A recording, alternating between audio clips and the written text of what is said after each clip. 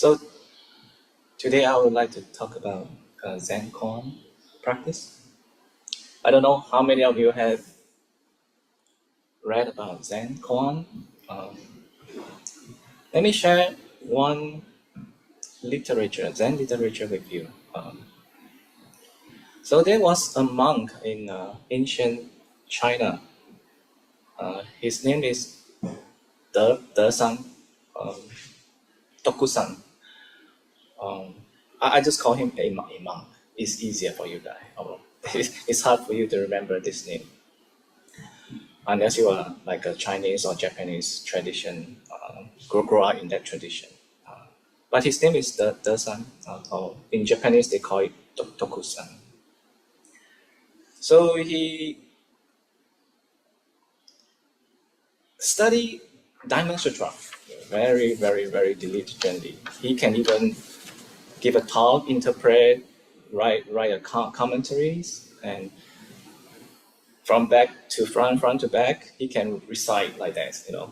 He was very well versed in Diamond Sutra. Then he heard about Zen teaching in the southern part of China.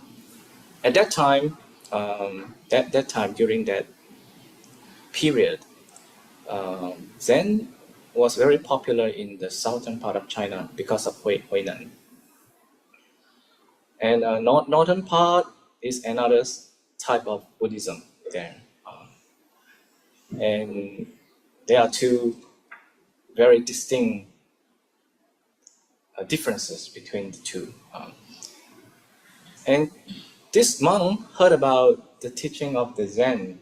He doesn't like Zen, at all. Why? Do you know why? He doesn't like Zen? Because Zen said something like this. I'll say in Chinese first. 不立文字，教外别传，直指人心，见性成佛. So if you know Chinese, you understand what I'm saying.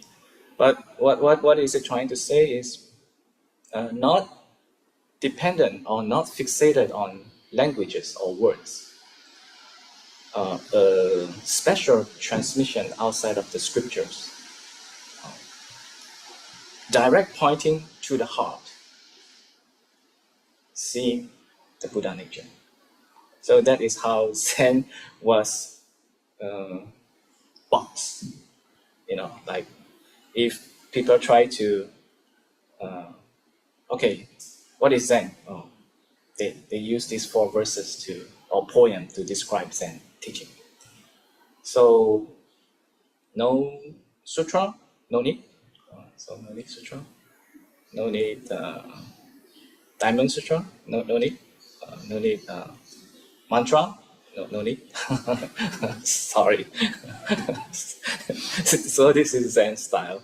So that's why the monk, De-san, he doesn't like Zen at all.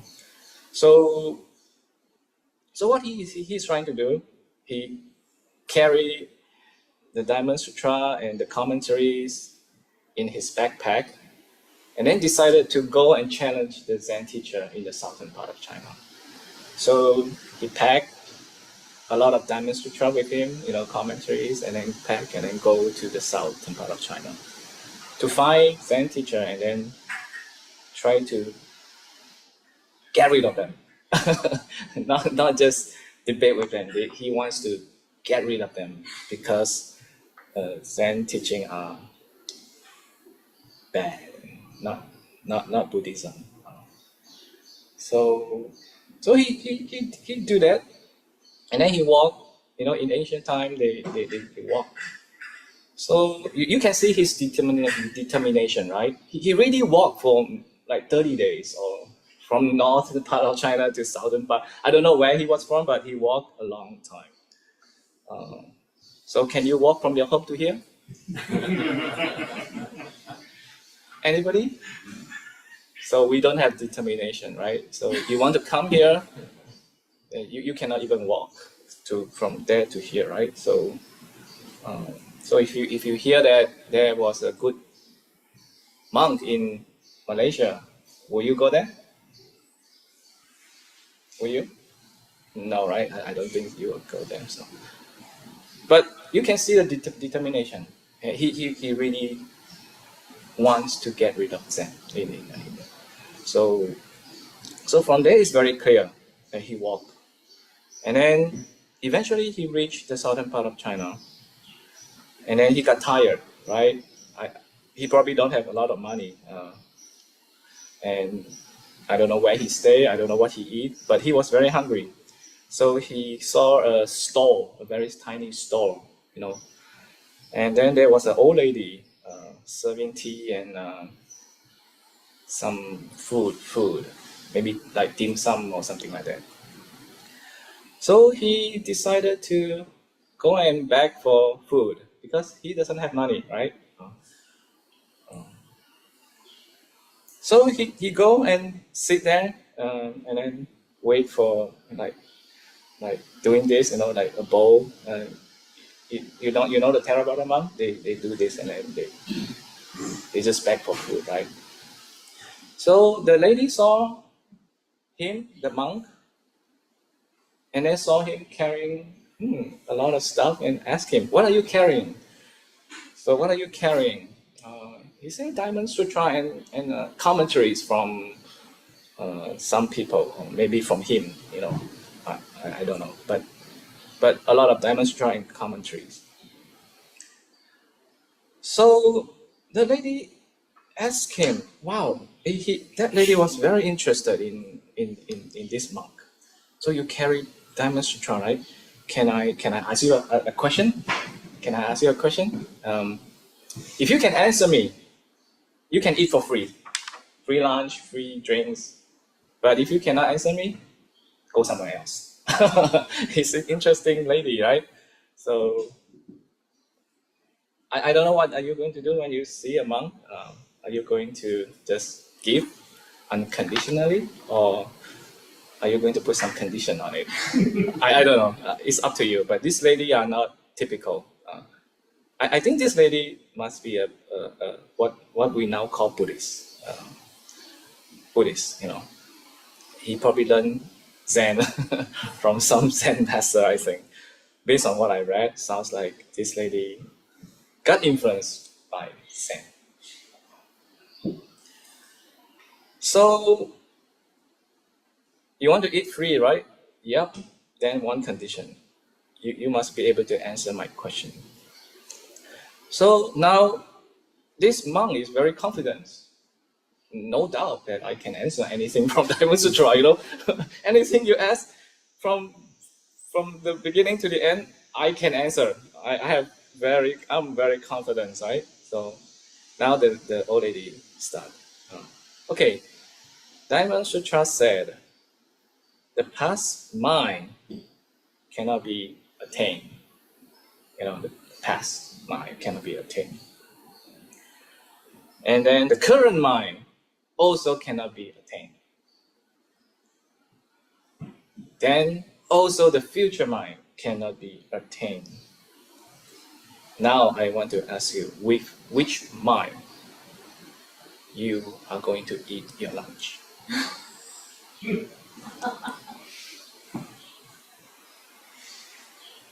This lady is very interesting lady, right? Like yesterday in a meeting in our group, like meditation, I asked question like, what is suffering? What is dukkha? And then somebody give answer. Maybe I should learn from this lady how to ask question. You know, it's interesting on this lady. See this lady, you know, this lady, the way she asks question is very interesting. If you can learn that, how to ask question, I think you can learn a lot from this lady. But the question that I ask are not good at all. So people give answer.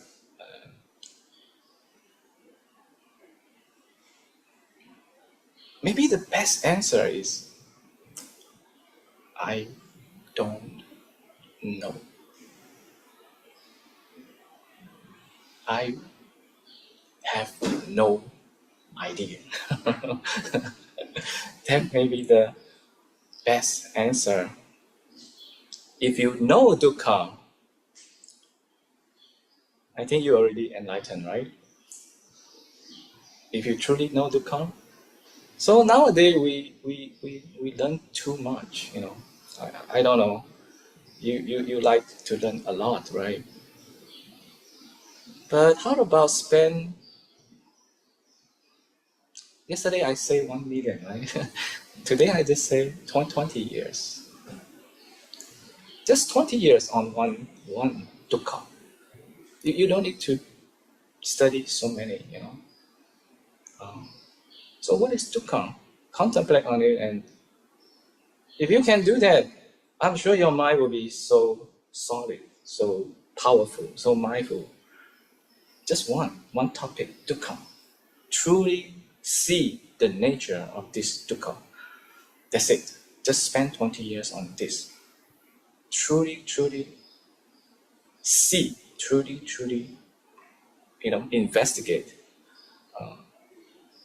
Then I think it's much better than you go around and do this 3 weeks and do that 5 weeks, you know. I don't know. That's my personal opinion, you know. It may not be right, but that's how I think.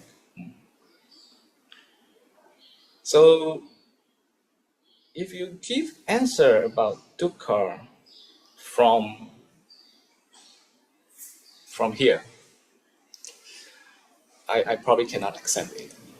I cannot accept it. So sorry. If your dukkha is from here, but if your dukkha is from here, then I probably would say, yeah, it's much better, you know, because you are speaking from here. So where are you speaking from? The people that with a sharp eyes can see, you know, whether you are from here or whether you are from here. So the people that speak from here have a different frequency, vibration, than the people speak from here. And you can tell. I think you can tell. I'm sure you can tell whether this person really gone through it or just like repeating somebody else's information that he hear and then from his mouth he speak it out. You know, truly different. So now you can see this monk.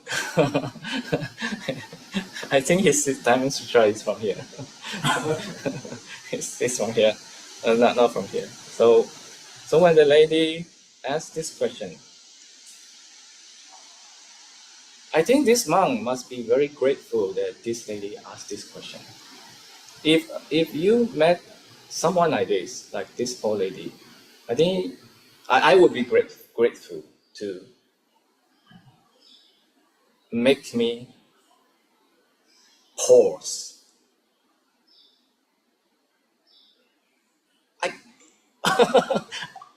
You know, past might cannot be attained, current might cannot be attained, future might cannot be attained. So which might you eat your lunch?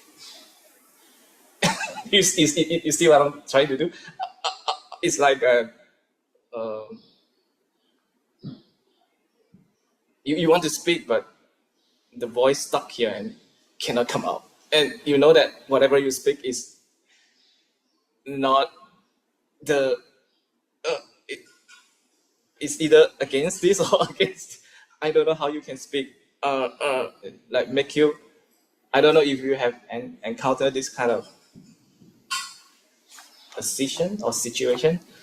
If you study Buddhism and if you hit that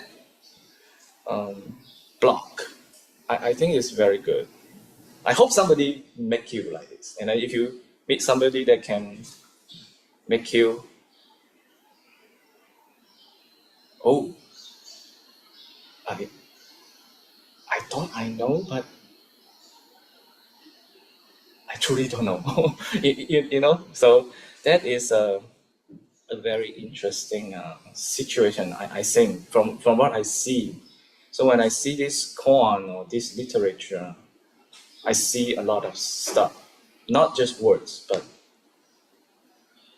mind, heart, how this monk react, felt.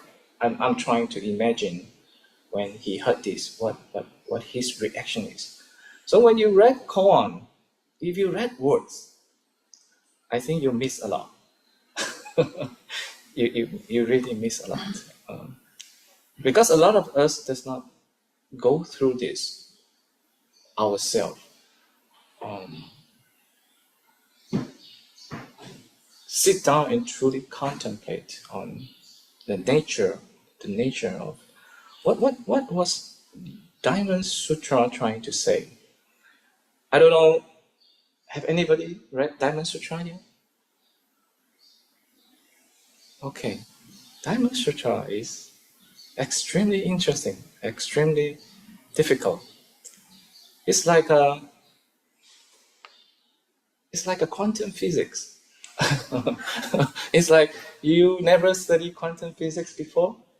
Like you were educated for the classical physics until one day you read about quantum physics, or maybe one day you do experiment, and then like you do a double slit experiment, and then suddenly find out, oh, light maybe has two nature. It can be a particle, it can be also a wave. But before we only think it can be only this or that, but now it can be this and that, or maybe eventually you can find, oh, it is neither of that. I don't know whether we will go one step further or not, like it's neither particle, it's neither particle nor wave. I don't know, that will be I think that Diamond Sutra. So we now discover dual nature, right? That maybe one day we will discover Diamond Sutra, But Diamond Sutra is like a quantum physics to me, like when I first read about quantum physics, very interesting to me. And the idea, the view, the way we see things, like a deterministic way of how we see things in a tiny world, you cannot. Sorry, you cannot. If you do that, you miss a lot. So when you shoot an electron, where is it going to appear? Like you shoot here, and where is it going to appear? Do you know? Oh, we don't know. That's really good. We actually don't know, but there is a big probability that it will be there. That's what we know from quantum experiment, right? Physics. Because we do a lot of experiments, then now we can say if you shoot electron through here, you may find it there, a high probability, but sometimes it may end up here. So you start to, wow, it doesn't make sense, but try it, try do it, and then wow, it's like that. You don't have to believe it. It's just people have done experiment everywhere and seen this proof already. So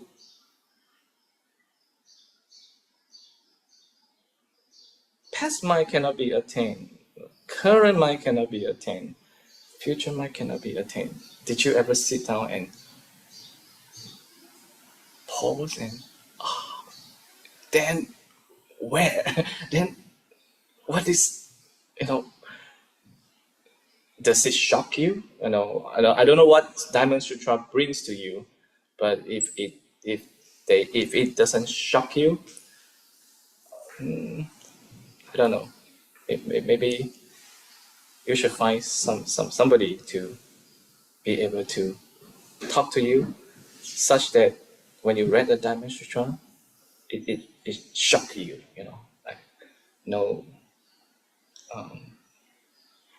no form,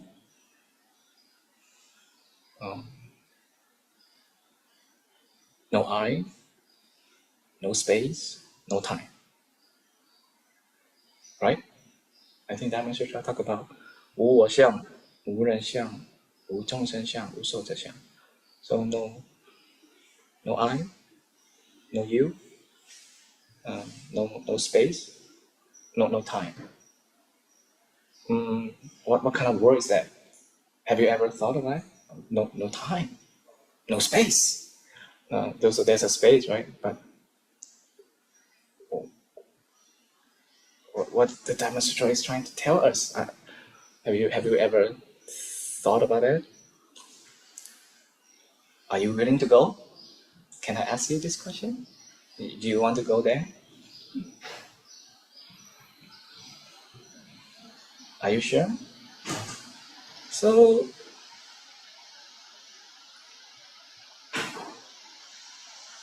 this monk heard this question, bow, and then leave. Hunger, he's okay because his mind now doesn't care about hunger anymore. his mind, you know why? His mind now only care about this question that the lady asked, because he was a very famous monk who can interpret Dharma Sutra. No matter what you ask him, he can interpret. Okay, this blah blah blah, this blah blah. Now he got stuck, and like you were working, and then somebody throw you a very important task. Then you have to solve it. Then you forget about eating, right? Oh, this dinner time, I don't have time. Sorry, I need to solve this solve the issue. So you sit in front of a computer or whatever paper, just think about it. How should I resolve this? How do I need to take care of it? So his mind, I think, right now is just like this. Is completely concentrated on this question. Try to resolve it. Not like maybe like us. We are not trying to resolve anything. But to him, it's different. He was very proud of himself that he can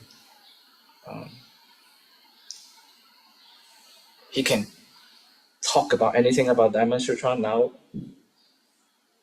he can't. So he left, and then he went out a mountain. There's a Zen teacher called Long Tan Chong Sing. So Long Tan means dragon pond. So I literally translate. So Long is mean dragon, Tan is mean like a pond. So dragon pond Zen master, Zen teacher, something like that. Sometimes the Zen teacher in the ancient time, they don't use their own name. They use the location name or the mountain name. So you can hear like Huangpo is a mountain name.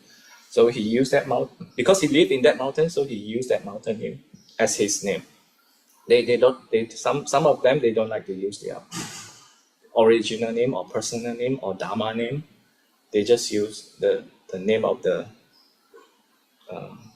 like Zhaozhou, that the city's name, the mountain's name. So Longtan is the same. It's a place, location name.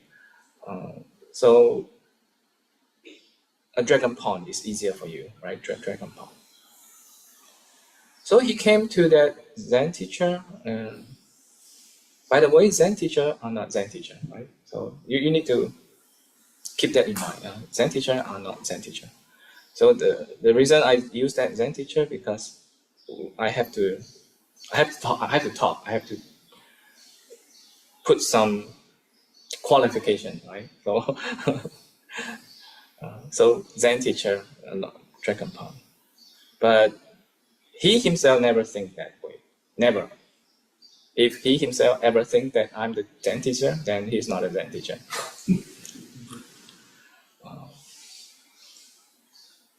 So he get there and then meet with this Zen teacher on Dragon Pond, and then he opened the door and meet this monk. The Dragon Pond opened the door and meet this monk, and then the monk said, oh, I have been here to Dragon Pond, but I don't see a dragon. I don't see a pond. You have been in a dragon pond, but there's no dragon. There's no pond. What he mean? I don't know. What is he trying to say? Or what he has realized? That I cannot tell because I don't have his experience. But he put it in words. This time, I don't think this is from here. It must be from here. That's what I see, you know. You may see different, but everybody read Zen Koan. Not only Zen Koan, any sutra. Anybody read that? Like here we have 20 people.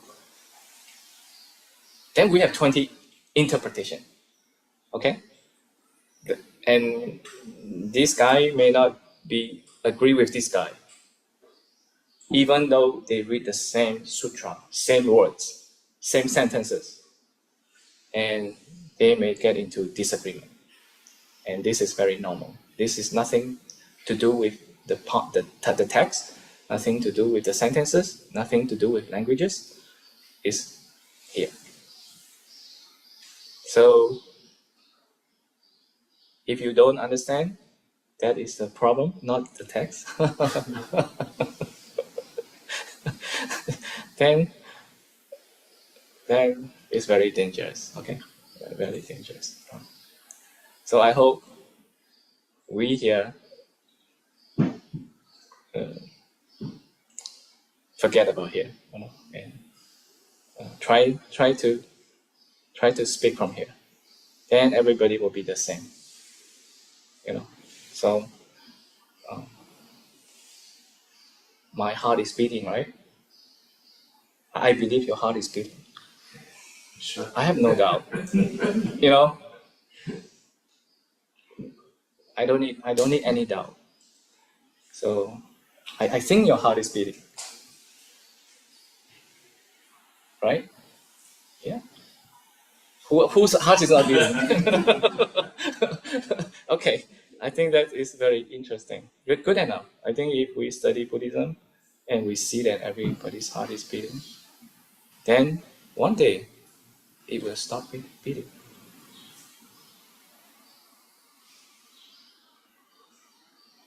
Interesting, don't you think so? So I think, isn't that good enough? If you study Buddhism and if you can see that and stop and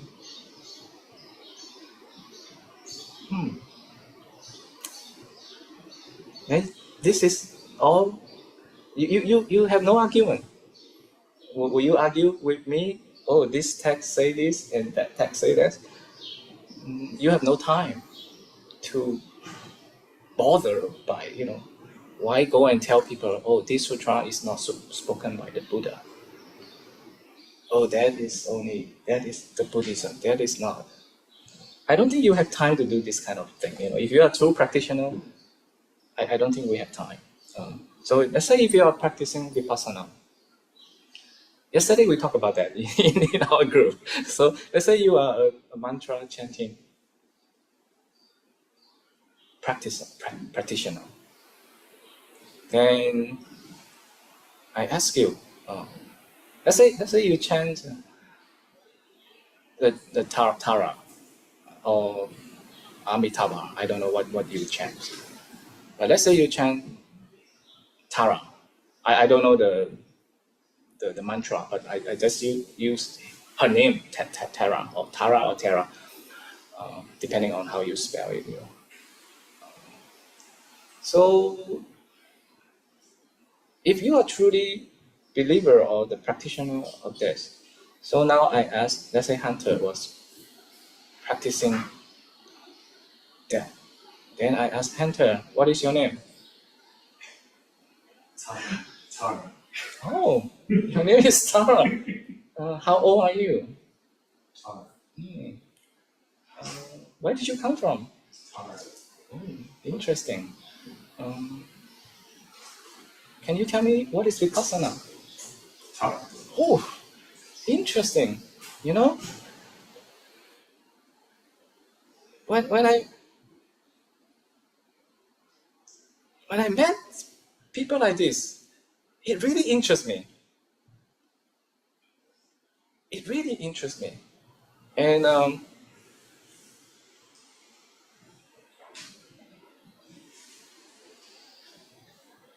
this guy's mind is something, you know, are you a male or female? Tolerant. See, we have gone through it yesterday. Yes. So don't worry. I'm cheating. So we are trying to demonstrate only, you know, like to the group here. Then I think I truly believe that you are a practitioner of mantra, because nothing shake you. You are so concentrated. You are so one-pointedness. You are everything. Did you hear the sound of the bird chirping outside? Do you hear that?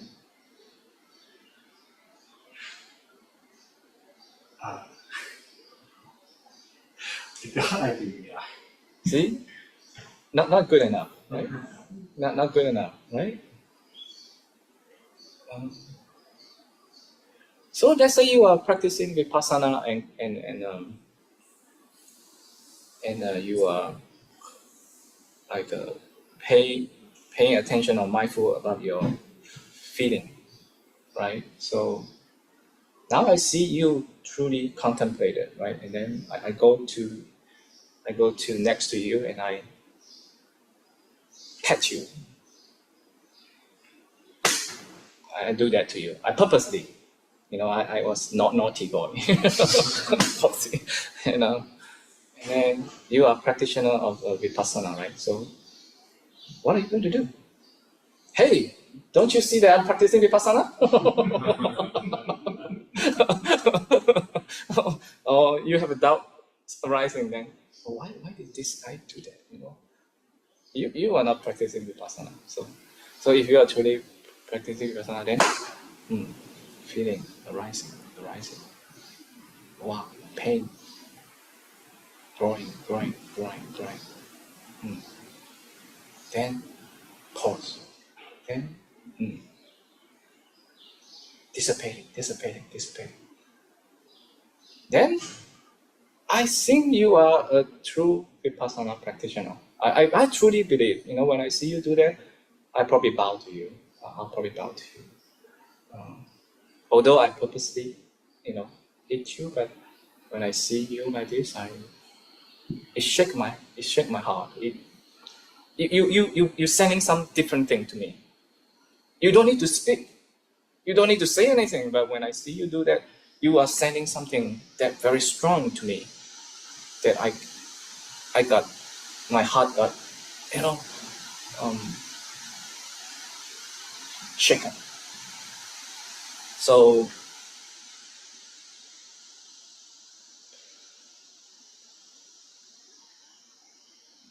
go ahead. I hope next time when you do vipassana, you truly do vipassana.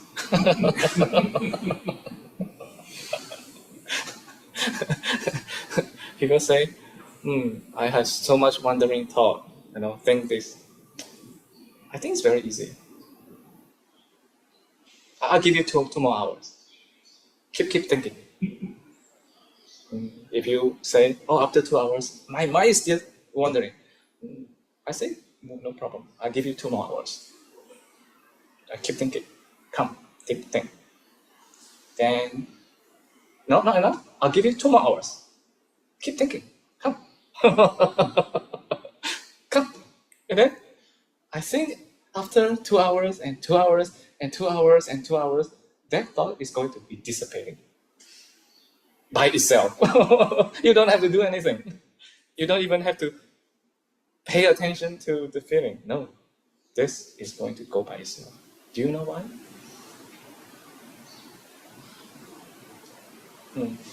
How about this sound?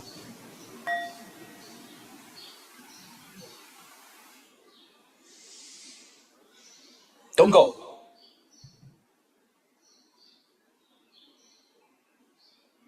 Don't go. Don't go. I cannot, it's like, um, so, don't come. Don't come. Don't come. I cannot. Um, I cannot do anything. Really. When it comes, I don't think I can stop it. When it goes, I don't think I can stop it. So you say you cannot stop wandering thought. I don't believe you. You don't need to do anything. Just let time take care of it. I think after 2 minutes, they start to, you know, so this all thought gone. Isn't that wonderful? You are sleeping. You are meditating while you are sleeping. Is that something bad? No, it's not something bad. It's nature. Uh,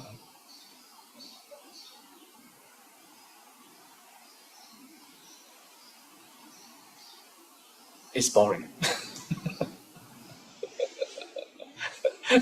Nothing interests you. Why sit there doing nothing? If I tell you that I have never felt boring sitting, there are so many things to watch. Pain. You know, pain can teach you a lot. Teach me a lot. Yeah, this sound. Mm. My heart is beating, right? One day it will stop.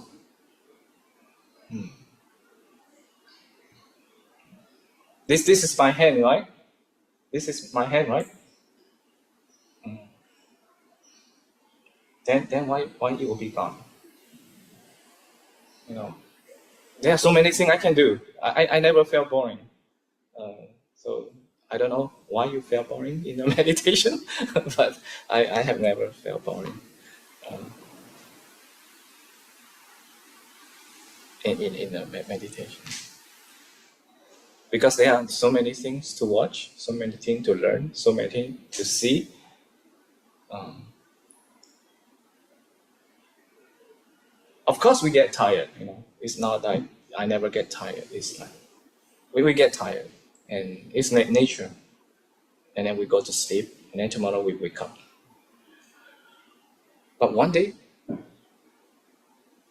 suddenly you cannot wake up. I think we should contemplate on that. I think that's good enough. So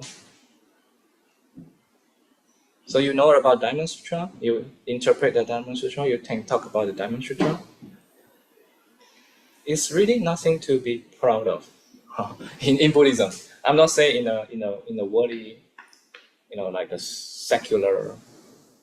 If you are a professor or you're a student, you study Diamond Sutra, you should be proud of that. I think you should be proud of. But I'm speaking from the point of like a Zen teacher or monk or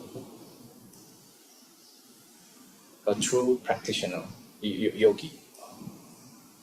They should they never have anything proud ever arise in their mind. No.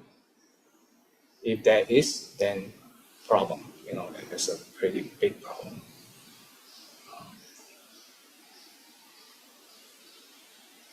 So what did he meant? I really don't know. I cannot tell you what he meant. It may be this, it may be that. It's like a quantum physics. You can read it this way, and you can also read it that way. You can interpret it this way, you can also interpret it this way, depending on do you understand his mind or not. So you need to stand in his position and talk. Then you can truly talk. If you are standing on your position and talk to, like, interpret it from my point of view and talk like this, better say I don't know. But I can tell you, This is my own personal opinion from my point of view. But sometimes we don't do that, right? Sometimes we think that is it. That is very dangerous. Okay, so there should be a disclaimer that I don't really understand his mind and why he say that, but purely from my, practice and my opinion, from my interpretation, that's how I think that he is trying to say. So I should do some disclaimer here. I'm not a Zen teacher. I'm not representing Zen. I'm just telling you something that from my own experience, from what I learned from my teacher and my personal point of view, talk about Zen, Koan, okay? So I don't represent anybody. I only represent myself. So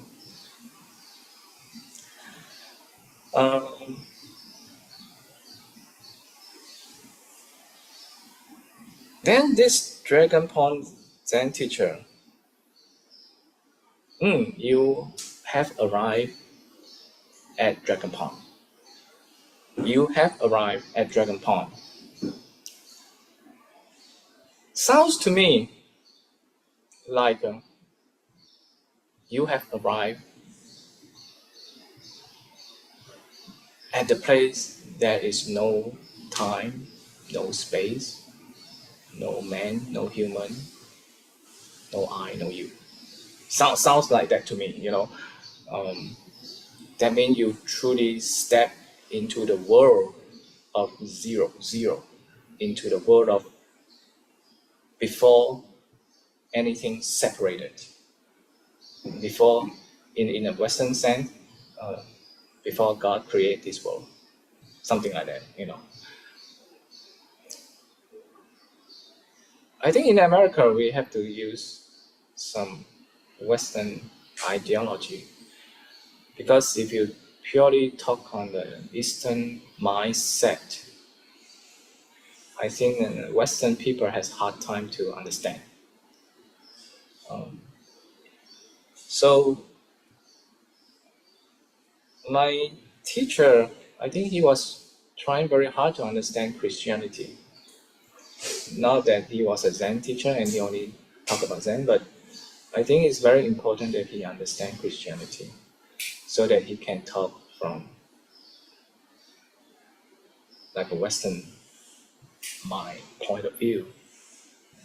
So the way that my teacher talked about like God, he never shy using this word God. But he said that, so what is God? How did God create this world? Did God bring some external material outside of him and then create, he said no. He said if you want to understand God, maybe try it this way. How God created this world? God split himself and disappear.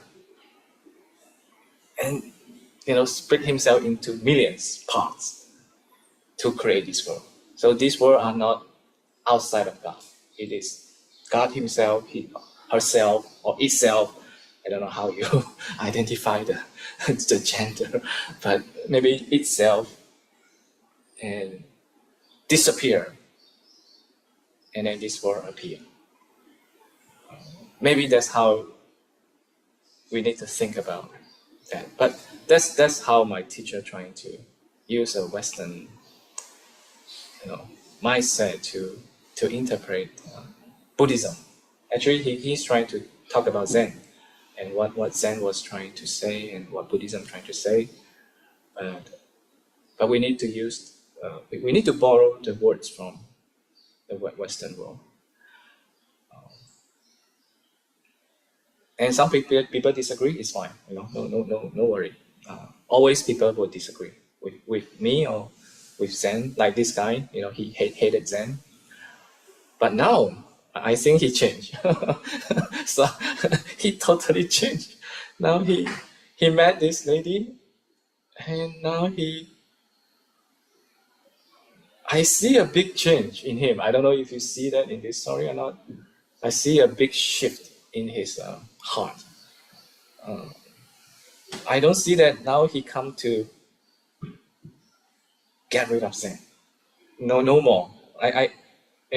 Beginning yes, but now see how he said when he met this Zen teacher. The tune, the voice, and the conversation are totally different. So if he come here to get rid of Zen, then he will not say that. He will say something else. Do you want to go to that world of no pawn and no dragon?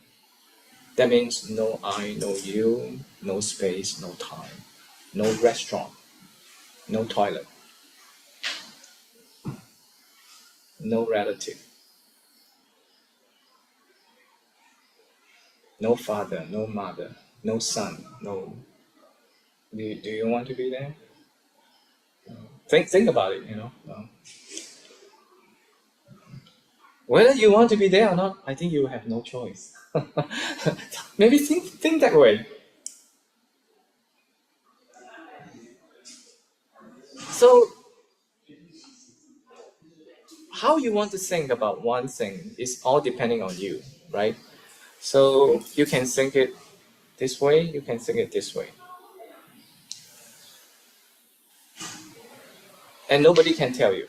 Nobody can guide. But if you go this way, you will get these consequences. It's for sure. There are consequences, right? So when you do this, there are consequences. So I think in Buddhism, it's very easy to study Buddhism. You just look at consequences. So if you decided to do this practice, then look at the consequences. From these consequences, then it's a new beginning. Then you decide whether you want to continue or not continue. You can always do that.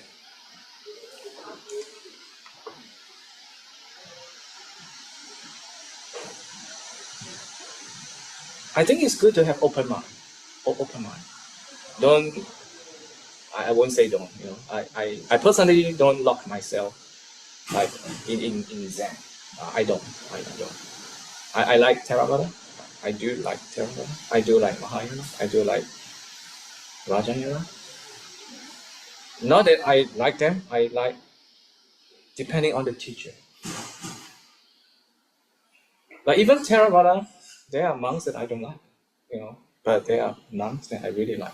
It's not about the teaching or the tradition. It's really the person. The teacher are the main key.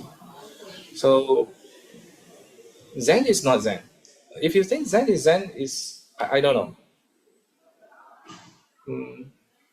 If you ask me what is Zen, Theravada. Theravada. And then maybe somebody else and ask me what is Zen. Mahayana. Mahayana. And then somebody else asked me, what is Zen? Vajrayana.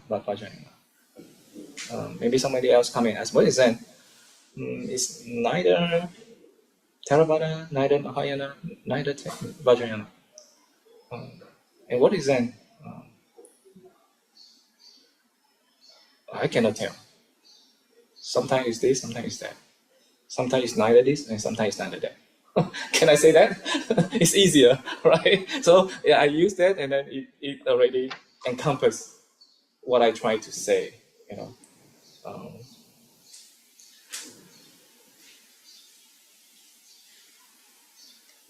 Okay, we are running out of time. Any question before? Unfortunately, we cannot finish this koan, right? So maybe a few questions from the audience before we finish, or any comments.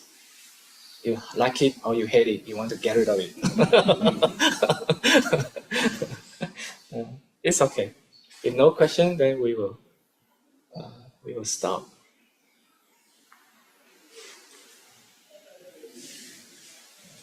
How does one go about studying Zen?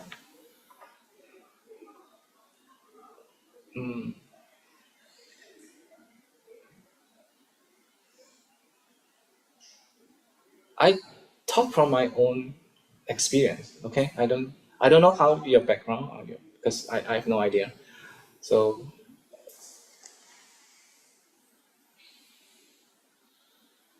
I read everything.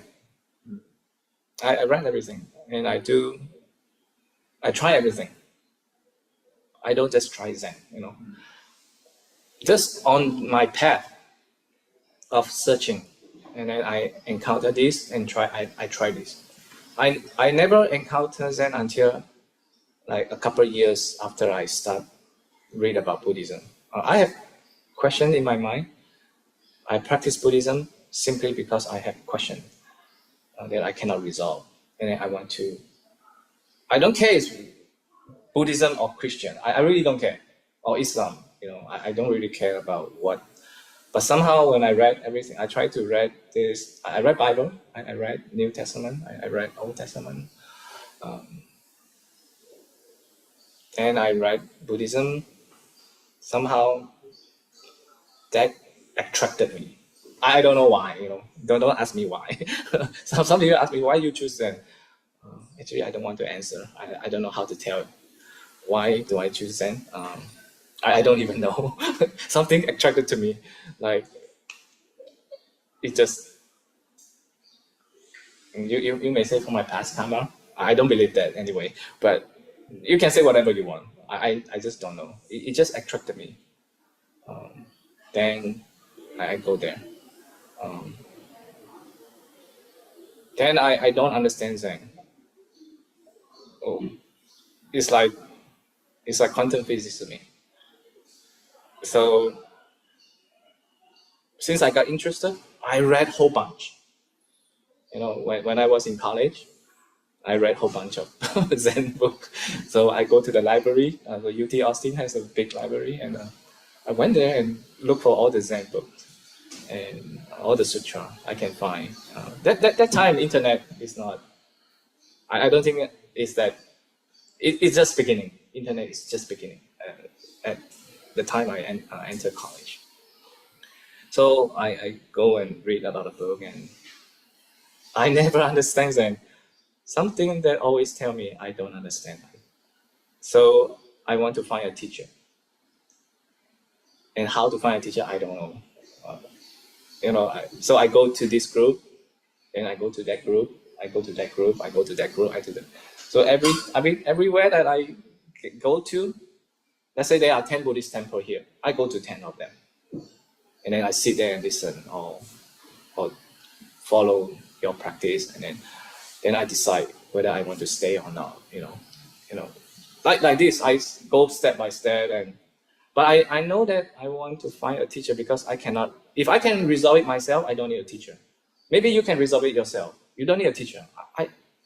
I don't think you must have a teacher. I don't think that way. But if you think if you got it, that is quite dangerous. You want to verify it, and maybe you want to find some practitioner or teacher that try to verify when you say you got it. That otherwise that will become very dangerous. What mean is ego. Is like pride. It's like I figure it out. There's a sense of I got something.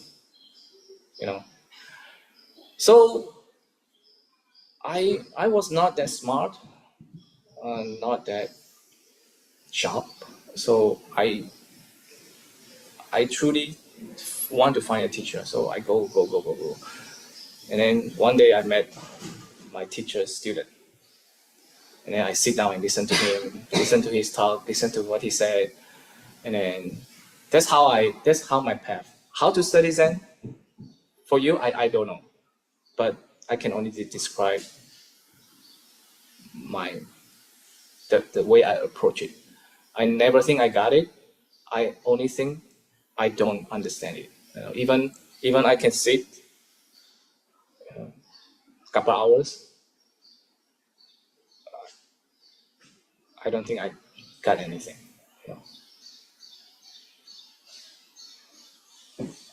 I think I'm lucky because I always think I know nothing. even though I read a lot, but somehow in the bottom of my heart, I have this.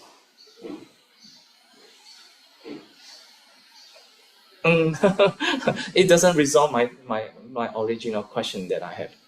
So yeah, I may have a good sensation. I may have a good state of meditation, but I don't care. I never tell people. I never talk about this because it cannot resolve my question. Where am I? What am I? What is that? And some people say, oh, you come to Zen because you want enlightenment. Um, not interested. I'm not interested. Oh, you want to get married? Sorry, I have no interest. Why do I want to get married? Maybe I just go work and get money. Married? I don't know where to start it. The bank, future? I don't know. I cannot see it. Maybe you believe it. It means nothing to me. It means nothing to me. So, but I know I have question. Until I resolve that question, I can't. I won't stop. I won't stop. I keep going, finding. If I cannot find, I just sit. I just pick up my leg and you can ask my wife. My wife is just pick up my leg and sit and like crazy. I'm a crazy guy. So if you see me, I probably like this guy sit there doing nothing. So how to practice Zen? I have no idea. So it's up to you to decide what you want to do. If you can do it by yourself, go ahead. If not, find a study group or friends. Yeah, I mean, like me, I meet my teacher's student. I sat with him a couple of years. I was very poor. I cannot travel. I don't have money. So I sat with him a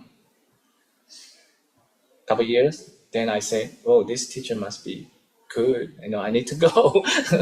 so even though I don't have money, but I try to collect the money and go and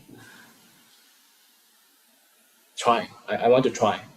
I don't care. If my teacher say if you want to be, you. I don't know if you have here before, but my teacher teach like this. Okay, my teacher teach like this. So the first time so many of you have heard it, but some of you may be new. So the first time I met my teacher, I'm sitting here, he's sitting here. So he do this. He has a stick in his hand. He just not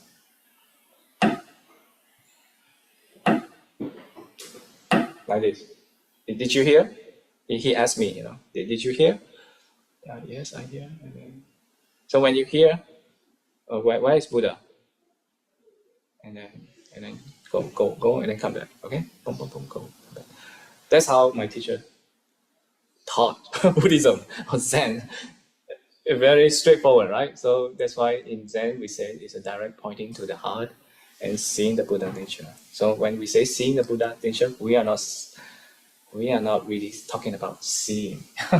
No, sorry. If you see Buddha nature, I think you need to go to hospital. Okay, so okay, thank you.